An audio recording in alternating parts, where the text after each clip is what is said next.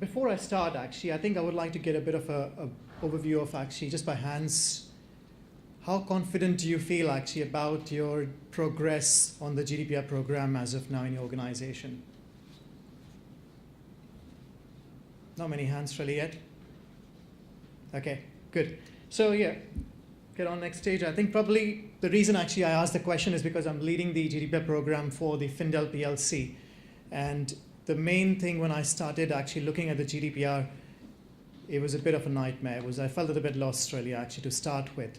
But again, as I mentioned earlier on, there is a very good guidance from ICO. I don't know if you've seen the 12 steps towards GDPR. If you haven't, you definitely need a copy of that really, and I think it's a very good guidance to start with at least.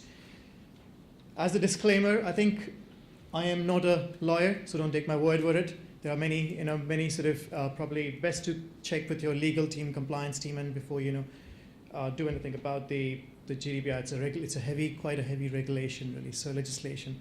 I'm not a vendor, so I'm not here to sell you anything. You can feel relaxed. Don't worry about anything. I'm not an expert. Really. There are better experts around here, like Simon, Alan. There's many more experts around here really. If you need to ask very good questions about it really, but I'm more than happy to help you with the process of it in terms of the way we've been working on the GDPR side of things. I'm an end user, work for the end user organization, and my main focus has been to drive the strategy for the GDPR itself. To give you an overview actually, so basically the way we hear about GDPR is all about fines. That's where all the noise comes from. The 4%, the 2% fines. I think the awareness is mainly around because of that, which is a good thing in a way, really, but sometimes it becomes scary to think about because it's all about fines. It's all about the big stakes, really, people talk about. There's many opportunities if you think about it, and that's where I think I like to think more, because this is the best, sort of things to happen in the cyber stuff or in the compliance side of things. It is definitely going to improve things for a lot of people, actually, a lot of businesses, and a lot of course, for consumers. So I'm going to talk a little bit about the key focus areas that you want to be considering when you think about your GDPR program, so you can get your ground sort of start running with the GDPR. There's a few takeaways at the end of it after that. Now, as we know, GDPR is more about and sort of catching up with the data protection. The old regulation, the directive we had, the EU Data Protection Directive, was 20 years old. So it is basically time for a change there. And it's basically more of a catch-up than of a major revolution, really. Of course, it's an overhaul, as sort of Alan mentioned. It's a massive overhaul of the Data Protection Directive we had from last 20 years. But I sort of consider more of an evolution than a revolution, really. It's something which is much needed. Again, as I mentioned, a lot of talk is about the 4% number and the 20 million euros and stuff. Many people forget to mention that there is a smaller stick as well there, really. I think probably Simon might have mentioned already in his presentation about as a general rule, if there is a breach of a compliance by the controller or the processor, you're probably more likely to get a fine of around up to 2% of your turnover, which is about 10 million euros. But of course, if the breach of compliance is about the data subject rights and freedom, then more likely it's going to attract a bigger stick with that. So which is the 4% of the 20 million. Now, the way I look forward to it actually as an opportunity, as I mentioned already, because it raises the bar for security. You may imagine, being in InfoSec, last 5 years or so, really, I think you probably would have seen, we've been talking about that cyber is more about a board-level discussion. Think about GDPR. It's got all the board talking at the first instance, actually. We never had to do anything for it. We never had to go and, sort of bang the doors or something. Is the board coming up to us, asking, so what is about GDPR? What is about the new regulation? What is about the 4% fines we're talking about? How does it affect the business? What are we going to do about it, really? It's already started the conversation at the board level. And that's the best thing to happen for us, really, to be honest, in today's world. So I feel it absolutely raises a bar for the security and privacy for everyone, basically. It is all about safeguarding our data. So when I say our data as a consumer, we give away a lot of data actually to the organizations today. For anything, even for little sort of a newsletter, we give our email address. For anything else, we've got to sign up or something. We've got to give our details of first name, last name, email address, a lot of details which we probably don't need to. So it is all about safeguarding our data, basically. It gives a reason to collaborate. Now, in InfoSec, being in the industry actually for the last 20 years, about 20 years now, or 17 years probably exactly, to be honest. So I think there is a lot of industry silos I have seen. So what I've seen is in the businesses, people work completely in silos. One department is doing something which other department is not even aware about it. And that's where a lot of problems actually do happen. Security is more distributed at times in some of the organizations I've seen. GDPR gives a bit of a collaborative reason basically a reason to collaborate in that case. Because you've got to speak to people everywhere. You've got to speak to HR, you've got to speak to legal, you've got to speak to all your staff. It's basically a collaborative sort of a kind of a process. It encourages a security culture. So we've been talking about security culture, awareness around the organization. It gives a massive opportunity for all the staff to be aware about what are the changes, how we got to progress in terms of making sure we keep the consumer data privacy at the best, which means we'll be more secure. That's just a one-slide summary of the main changes. I'm sure Simon might have covered, or probably most of it in that case. I think some of the key ones are probably about the explicit consent, the changes on the obligations for the data processor, not only the controllers. There is more about the data privacy by design, impact assessment, and the rights, the individual rights, the user rights, basically the consumer rights, which are probably stronger in this, of course, have been stronger. So it's more about giving them sort of rights of removing their consent or erasure or data portability. So I think there's a lot of things. Of course, the key one of the key ones is also the data breach notification, which Alan mentioned is reduced to 72 hours, which is quite a massive one. Don't know if you know this number actually, but basically we've got about 485 days from tomorrow to the deadline 25th, 2018. Now most people refer to that as a year and a half. Sounds a good amount of time to do everything probably. Get your weekends off, of course.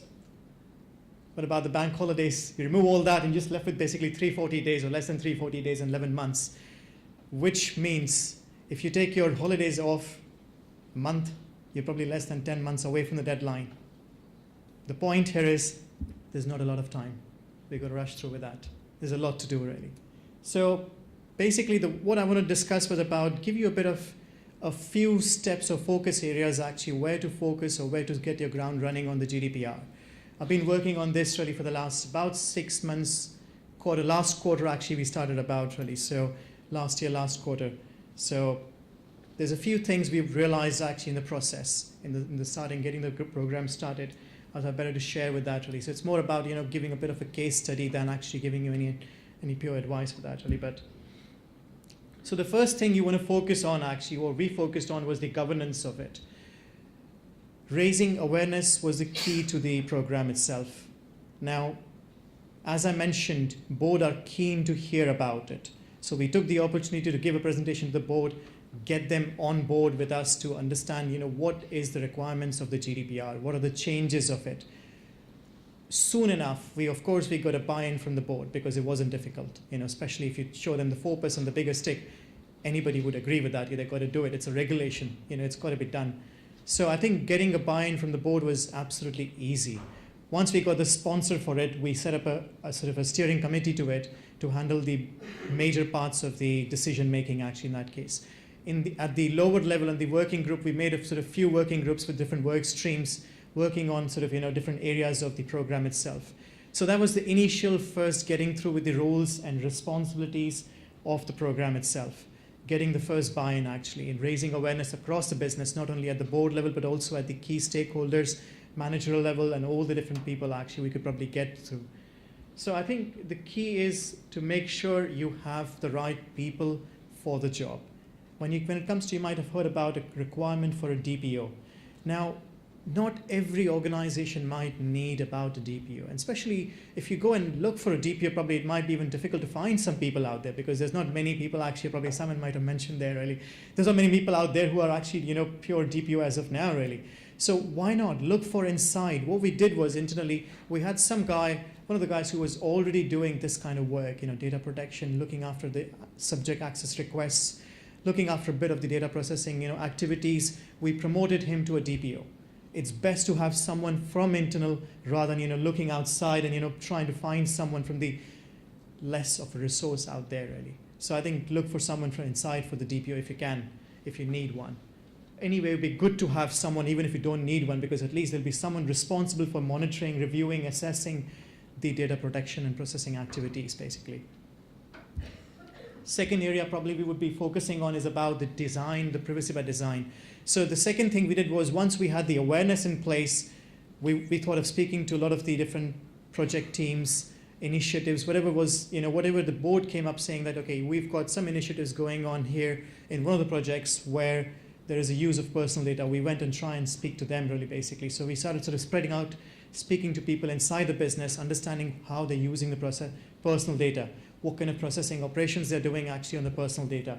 So we gave them a bit of an assessment in that respect to try to understand the risk which would be attached to that particular initiative if we were to go with that, progress with that really in that case.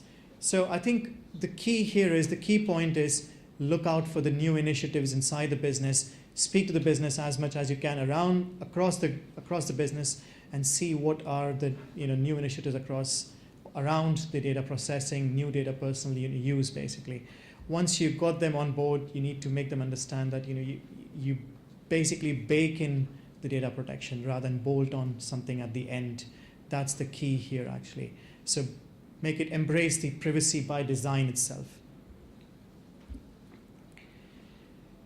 Probably this shouldn't be too much of a difficulty for many of the organizations, I believe, because a lot of the organizations are already focusing on incident response and things really. So most of the organizations probably do have procedures in place. Maybe not as strong and as stringent really, but they definitely have some kind of basic procedures at least. So why not evaluate them into sort of against the new requirements for 72-hour breach, kind of the notifications and bring them in line with the GDPR. That's another key focus you want to probably consider about it because that's what we're focusing at the moment. Privacy notices and consent, again, this is going to be a major change for many organizations. Now, it's not, if it was just about privacy notice, it might be easier to change across, understand where you stand today in terms of the privacy notices, whether it be on website, whether it be in catalogs, because we've got 3 different channels actually work through. So we looked across all the 3 different channels of communication with the client, made sure we try to look at what is the current standard of the privacy notice, where we need to bring in line with the new standards. Consent is absolutely the key really. So you need to understand the legal basis of it really. What was the reason actually when you took the consent in the past? Was there a legal basis to it, attached to it? If, how are you going to be processing? Is it being processed in the way it was actually conveyed to the customer in the start itself? Is it being processed in a different way now really actually? Is it being processed? Because most organizations, they've taken sort of consent in the start for a particular data processing issue. But then later on, they've used it for multiple reasons. And that is where you've got to be careful about. You might get caught out over there itself. Because if you didn't have the consent, you may need a consent at some point for getting it back to the GDPR, sort of the alignment. Accountability, this is again a major thing. So whatever you do in GDPR, you've got to make sure you have the policies in place. You've got to have the right process in place, the right documentation itself to prove, to show the evidence that you're doing all that. So I think it's one of the keys to have really. Make sure you sort of train your employees around the data protection itself, so they're aware what their obligations are when it comes to the customer data itself or personal data of whether it be customer or the employees. I think one of the takeaways I wanted to probably give it to you from here was about how to go around, basically how we went around our sort of business, initiating this program. So internally, we sort of we had a project team sponsored. We did a sort of a gap analysis to understand where we stand today. There were a lot of gaps, of course, as you probably expect. One of the things I probably missed on mentioning was about the data mapping. Before, what information do you hold is a key to all of this.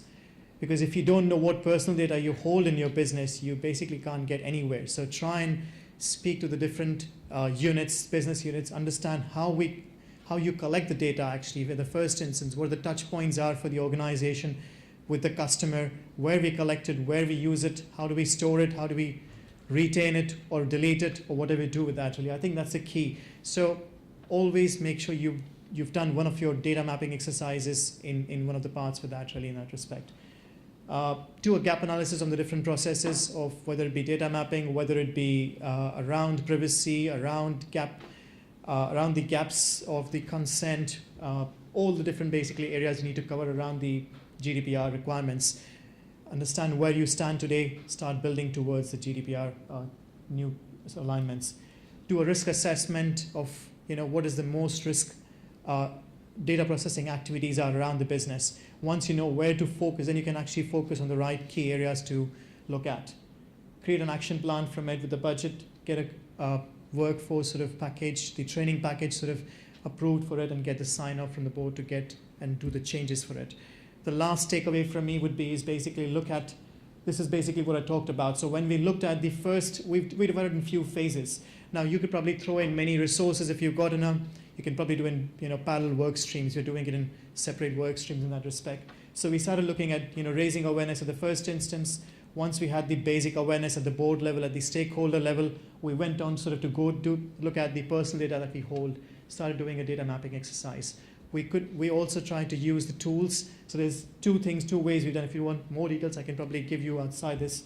But we built basically what we're looking to do is to build a roadmap from that. So try and do a load gap analysis, understand where we stand, which will give us a bit of a roadmap to where we want to be in terms of the GDPR alignment. And the changes will of course follow in the phase 3, which will be the changes where we need to do about whatever the access rights, the third-party contract updates, and all the different privacy notices and consent. The last phase will involve more about the education piece. So education is the key actually to it, to make sure you have everybody, including your employees, on board with the obligations of the new data protection laws. So that's the final stage to it. Make sure you've got a monitoring process after that. So make sure you've got that completes the accountability as well with that. I've got a few references here as well.